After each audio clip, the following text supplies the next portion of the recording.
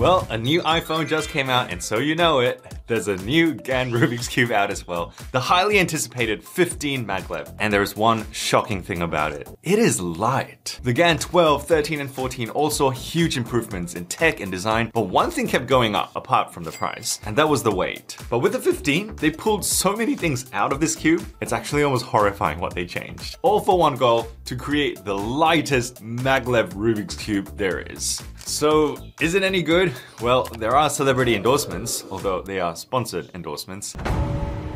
But then there's also this, on their official website. Pre-orders have exceeded the production capacity, so they're pushing back the release by a week. What? Did you not think it was gonna sell well and didn't make enough? Or are people truly more excited about this cube than all the others?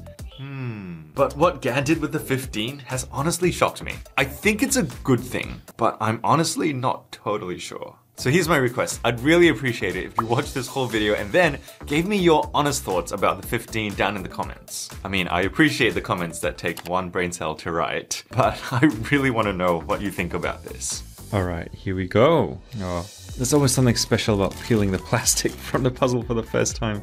GAN boxes always look very pretty, and this is no exception. Standard limited edition card that we've come to get used to. Ooh, this suede pouch is not in the accessories box, interestingly. So what is inside this?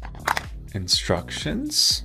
Yes, our fire hydrant, of course, and the tool that we're gonna need to adjust tensions. We'll look at that soon. Wait, hang on. This is the fire hydrant. This is the weird center cap ejector. And yep, there it is. The very first time, 6 replaceable center pieces.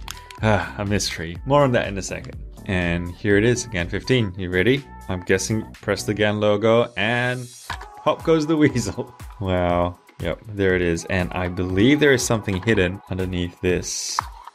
Yes, there you go. Replaceable corner magnets. Just like we've seen in predecessors, but there is something different this time. Well, let's check out the cube. And first impression, it is light. It is genuinely a light cube. Wow. I mean, the GAN 14 was 71 grams, which already is a very light cube. This guy comes in at 59. It's a really big weight reduction. And I mean, I'm gonna have to do a solve, right? All right, here we go. OH, of course, because oh my, this is actually pretty cool for OH because it's so light. Gosh, that's actually so fascinating. Wow. Well, I mean, that's a first impression, right? It's really nice for one-handed because of its weight, but something about it feels kind of different. Let's pop the cube open to have a look inside and see what we're dealing with. Look how strong these magnets are. Crazy. So these are our corner core magnets that got introduced from the GAN 12, I believe. Look at that, magnets that keep these core pieces in place when they're going round and around the center. And so these are the ones that you're gonna be able to replace just like that. I believe blue is weaker and green is stronger. Yep, so I can just take green one like that and pop that guy in, twist it to lock it in place. And there we go. So by changing these middle magnets, we can adjust how strong the feel is when we're turning each layer. Magnets. But there's something that's glaringly missing here. I'm not sure if you can notice it, but let's go down memory lane and open a GAN 14 just to remind ourselves how this cube is different. So very similar box, GAN 15, and if we open this guy up, wow, this one's actually a lot harder to pop open, which is kind of a good sign. There you go. Check out the difference. So yes, these magnetic stalks by default are taller in the 15, but significantly, check this out. There is no way for me to adjust the strength of the magnets. Not on the corners, not on the edges, which was GAN. I mean, that was your whole shtick. The fact that you could adjust stuff. I mean, the 14 was the first to even introduce these little edge magnets, which they promptly took away.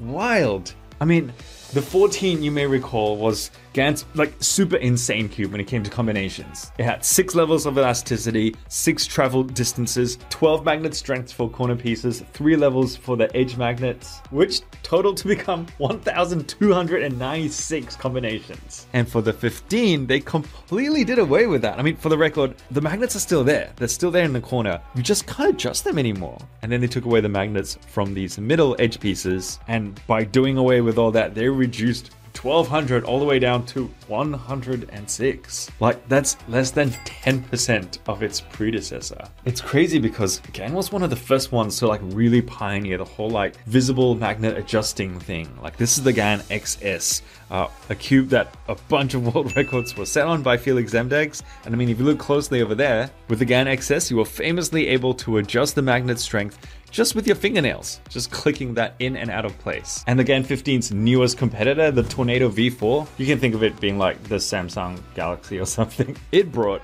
its huge 2024 innovation, was that if you adjust any of the one corner magnets, it adjusted all 3. I mean, that's really cool. But GAN's like adjustable corner magnets, edge to center magnets, who needs that? I give you Light Cube. I just realized we haven't popped open the hood yet to see what's underneath the center caps. All right, so that's how you remove it. I mean, like old GAN cubes, literally just your fingernail and it pops off the cap. Like, there it is, GAN XS. And for this guy, it's like, no, it's literally impossible to do that. You need this like massive thing. But I mean, it's very satisfying. Like, the way it pops off, it just comes off like that. But yeah, we're gonna see the exact same thing that we had for the GAN 14. Actually, is it exactly the same? Oh wait, I think it was the same for the 14, right? Is it this tool? Yes, it's the same tool. Okay, the moment of truth. They are pretty much the same. It looks like for the 15, you can now, can you just use your fingers to do that? Yo, you can. That's kind of cool. Okay, so you don't need a tool now to be able to do that, like that top adjustment. Although I think you still need one for the bottom because I can't reach the bottom. So yep, I'm gonna still need the fire hydrant to click it around. So I think it's set to 4 by default. Yep. So they've done a little bit better in terms of being able to adjust it by hand and not needing a tool, but not completely. So I don't know, halfway is, in this case, not good enough. But here's a crazy thing. Even though they did away with all those crazy tech improvements in like the 13 and the 14, when I'm just turning it, I can't really tell. It still turns really, really well.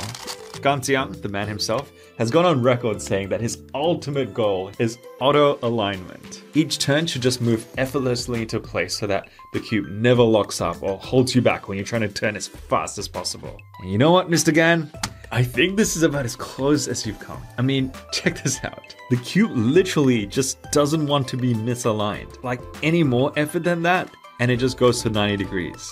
It like doesn't move, or it just, most of the time. And I mean, look how far they've come compared to the GAN XS. If I give it a little turn, that's just what you get. It's just gonna, I mean, the magnets will snap it into place eventually, but it can also, you know, like happily sit in any other angle, whereas the 15 just doesn't want to go out of place. And according to their website, they've conducted over 1,000 surveys in the cube, like used high speed, high frame rate cameras to study movements. They made improvements to like every single surface to surface contact point like throughout the entire cube, and it worked. But of course you buy a speed cube because you want to speed solve it. And so the proof's in the pudding, right? Can I get good times on this? And the answer, sort of. I mean, I probably need to spend a bunch more time setting it up for it to like perfectly suit me. But I mean, that already is a departure from what GAN cubes used to be like, right? I used to love factory settings on GAN cubes, like this guy, the GAN 11M Pro, my first love. It was perfect for me right out of the box, no adjustments needed. And that's just not the case with these newer cubes these days. But I don't know, it could also be that I'm just not as used to GAN cubes as I used to be. But the GAN 15 just feels efficient. It's not wasting energy, if that makes sense. Something about it just feels economical and efficient. Like, let's not muck around, guys. Let's just get the job done. Again, though, so nice for one-handed, just because of how light it is. In the Cubicles review, Phil said that the lightweight means that he'll just be able to cube for a lot longer, and I think I see what he means now. But my friends, the time has come for me to address the 3 mysterious mysteries that revolve around the GAN 15. The first of which, are these guys. Swappable center caps with one tiny difference. They have these little wings on the corners. Okay, let me take one out to show you what I'm talking about. So I pull this guy out. That's the centerpiece that I'm referring to right there. And this guy compared to the bonus, which I'm holding on my left. Right? Check that out. It's square. This extra little bit supposedly provides added stability and control, but at the expense of speed. And the question is that true? Well, to test it out, we're going to have to replace all of the center. How does it actually make a difference? I'm trying to see. The extra bit that sticks out on the side. Yeah, it sort of like moves around that center, like there's like a bit of a groove, like a bit of a track that can go around. And so it means that the cube just doesn't, I guess, distort. It doesn't like warp as much. Let's see how long it takes to do it. So we're going to put this down. We're going to put this guy on top and then rotate it 90 degrees. It's in. And then, I need my fire hydrant to make sure that the bottom one is adjusted to number 4. No, that should be in 4. And we've adjusted one of them. And let's do the same with all the rest of them. And we did it, my friends. Center's replaced. And it actually does feel different. And you might be wondering, well, it would be handy if there was a second one you can compare it to. Right? Oh wait, that's not the one. Right? It is very convenient. But I got one sent to me by GAN and the cubicle sent to me one as well, which means I can do great comparisons like this. Oh wait, so this guy has the original centerpieces that don't have the extra wings, so that it's faster, but apparently less stable. So, stability. I don't know if it's like different for corner cutting. Ooh, yeah, it just doesn't feel like it corner cuts as much now. Oh gosh. Wow, okay. Meanwhile, okay, so that's one difference, and it sort of makes sense that it would affect corner cutting. But here's the bigger mystery. Look closely at the website. First batch purchase enjoy 2 versions of centerpiece. Launch bonus. What's that supposed to mean? I mean, there's some weird like Kickstarter language there, right? Does it mean that only the people who pre-order are gonna get like the extra set of center caps? And then it'll just be like discontinued forever? I mean, a little bit did tell me that if it's popular enough, GAN says they'll be willing to, continue to include this in every purchase of 15s from in the future. But honestly, I don't know. Make up your mind. Like, either include it or don't. Like, it's just a choice that I honestly don't understand. And obviously, they don't think it's the better version either, because otherwise it would ship with that as a default, instead of it being like this optional, extra. Mysterious. Very mysterious. But the second super mysterious thing, honestly, is the price of this thing. At $69.99, it is the cheapest launch price of any GAN flagship cube in years. And what's with that? Is it because you're shipping like fewer materials? Is it because you realize that charging people nearly $100 for a Rubik's Cube is like ethically dubious? But I mean, no one's gonna complain if you like reduce prices. By the way, you could get this for $69.99 straight from the manufacturer, or you could order it from the cubicle with 5% off if you use discount code TINGMAN. Shipping is still free if you're a US customer. Internationally, you can get free shipping as well. If you live in Australia, for example, you order this cube, chuck in a few TINGMAN mats, you're gonna get free shipping as well. Just saying, code TINGMAN makes a lot of sense to use. But mystery number 3, there are a bunch of you guys out there who do not like Maglev. Despite it being every manufacturer's favorite selling point. Plus, I mean, it sounds so cool. Maglev. But I mean, the question is, what would the 15 feel like if instead of having Maglev, it had springs? Well, guess what? Wonder no more, because the good folk at the cubicle have designed, 3D printed, an exact set of a GAN 15 spring conversion kit. They told me that it's pretty easy to change, so I'm gonna have a go. Yo, that's it. Yo, that's actually really easy to do. That is so weird. I've now converted it back into springs. And it's now noisy again.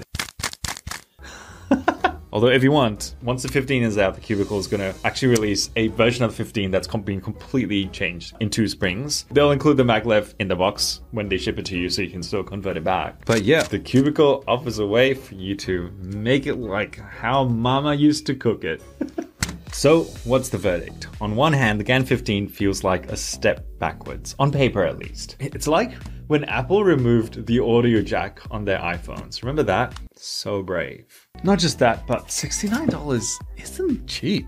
For comparison, T's latest flagship cube, the Tornado V4, comes in at $35 or $49. Meanwhile, the very best version of Moyu's latest flagship, the V10, is $39. And I mean, it's gonna have Maglev and all the latest tech in it as well. Oh, and the Tingman Cube, which is based on the V10, but it's been fully lubricated, set up with a personalized stand and bag. Like, a lot of time goes into setting it up perfectly. This guy's gonna cost you $54. All of them significantly cheaper than the 15. One of my Patreons actually asked me, would I swap the Tingman Cube for the GAN 15? And at this point, I have to say the answer is no. The price being a pretty significant factor. On the other hand, all the stuff that they removed, I actually don't really miss it at all. But another one of my Patreons asked me this question. I've never bought a GAN 3x3 before. Is the 15 worth it? This might be your question too. And to that, I say, define worth it. In terms of value for money compared to like everything else that's out there, probably not. I mean, it's the top of the range 2TB iPhone 16 Pro Max worth it? Not really, but a lot of people will get it and they'll like it. And if you get the GAN 15, you'll probably like it too, even if it's not totally worth it. And that's something that I couldn't say as confidently about the 14 or the 13. And actually, if you're going, hey, was it possible for you to do a deeper comparison of the 15 with the 14 and the 13, even the 12 and the 11? As you can see, I've got all of those cubes right here. Let me know in the comments if you want to see that video. If you're watching this in the future and I've already made it, you'll see a link to it right here. All right, don't forget, discount code Tingman to get 5% off the GAN 15 if you order it through thecubicle.com. Free shipping and all that stuff, totally worth checking out. Thanks for watching.